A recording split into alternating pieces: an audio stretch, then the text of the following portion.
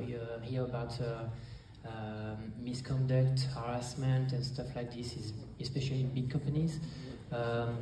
We heard about a lot of stuff about the movie industry, the game industry.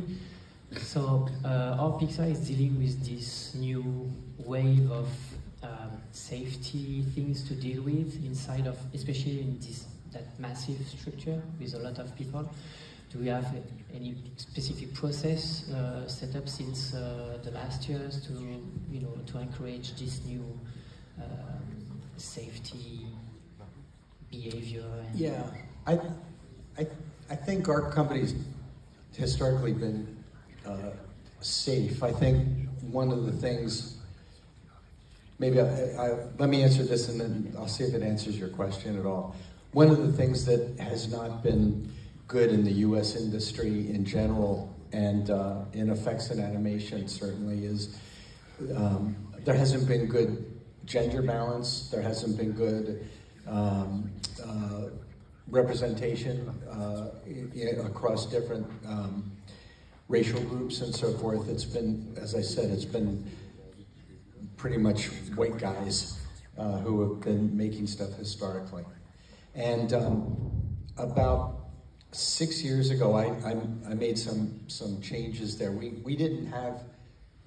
had one woman director and 10 men directors.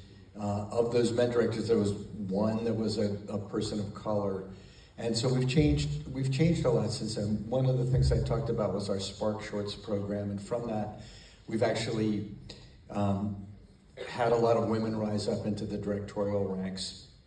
And so right now, my belief has been the best way to create change is to do it from the top down, and that I wanted to put people in decision-making positions and positions of authority that were women and people of color in a way that was balanced, that we haven't had before. So now we've changed a lot. Six of our directors are women, and 4 of those are women of color. We now have 6 men who are directors of color, and we're down to 4 white guys. So we've changed the leadership there. Our directors, our producers have always been well over-indexed in women, and over-indexed, frankly, in LGBTQ women.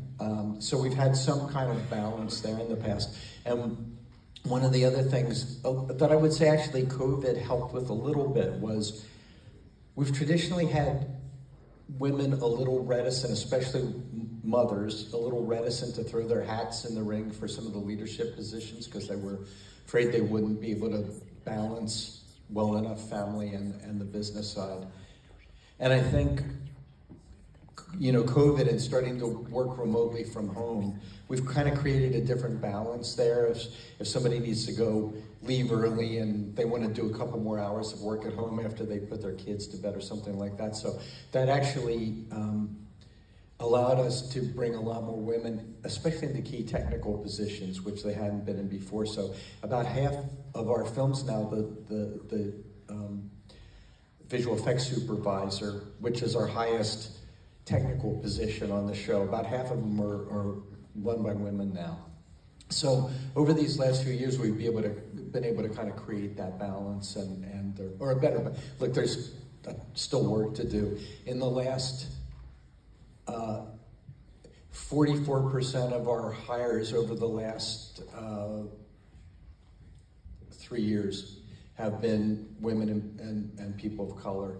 So we're starting to get close to kind of, my goal has been to try to have the profile of the company match sort of the profile of the population of the United States, just as a rough kind of determinant. So, and not just, we could argue it's the right thing to do. I also think it's a smart thing to do from a business point of view. I think having those people, we have a likelihood of being able to tell stories that will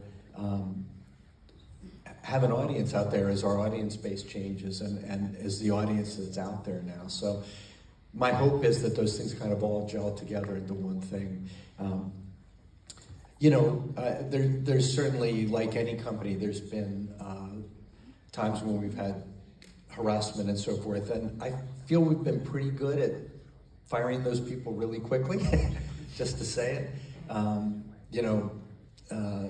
It's always difficult stuff to deal with, and very depressing and upsetting when those kinds of things happen. But we act quickly with that kind of thing. And